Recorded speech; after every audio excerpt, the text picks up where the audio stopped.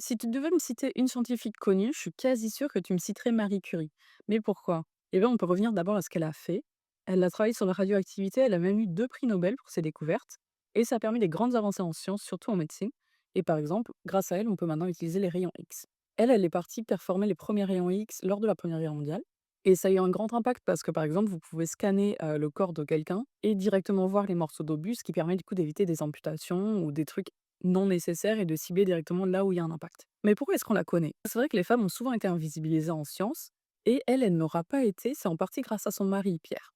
Donc Pierre, il a beaucoup travaillé avec elle et en 1903, on va lui proposer un prix Nobel. Sauf que Marie ne sera pas écrite sur le prix Nobel. Et du coup, lui, il va menacer de ne pas prendre ce prix Nobel si son épouse n'est pas inscrite comme lauréate du prix. Suite à ça, les noms affiliés au prix Nobel ont été modifiés et Marie Curie a été ajoutée. Et ça va rentrer en contradiction avec l'effet Mathilda. Donc c'est qui Mathilda?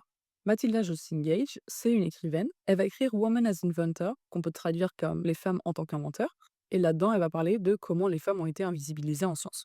Alors en effet, c'était courant, quand quelque chose était découvert par une femme, soit on l'attribue à son mari, soit à ses collègues. Il y a même des cas où le nom a été changé dans l'histoire pour que ce soit plus masculin. Et un des cas les plus célèbres, il se déroule plus tard, et maintenant on le connaît un peu plus, c'est le cas de Watson et Crick, qui eux vont voler une photo de leur collègue qui permettra de démontrer la structure de l'ADN. Et ces 2 hommes-là vont avoir un prix Nobel, par contre, leur collègue femme ne sera jamais reconnue. Maintenant, il y a quand même un devoir de mémoire et on rappelle que c'est cette femme qui a permis aussi cette découverte, mais c'est pour montrer que c'est quand même quelque chose de courant et qui continue bien après, Marie Curie et Pierre Curie. Mais quel impact a l'effet Mathilda? Le premier, c'est que je suis quasi certaine qu'on a tous pensé à Marie Curie en tant que femme scientifique. On en connaît beaucoup moins d'autres de connues, et puisque Pierre a insisté pour que Marie Curie soit reconnue, ça a aussi mené à des grands changements qui n'avaient pas été vus pour d'autres femmes scientifiques. Par exemple, c'est la première femme à rentrer au Panthéon grâce à ses découvertes et pas à celle de son mari. C'est la première femme directrice d'un laboratoire de recherche française, la première qui a reçu un prix Nobel, et c'est surtout encore la seule qui en a reçu 2.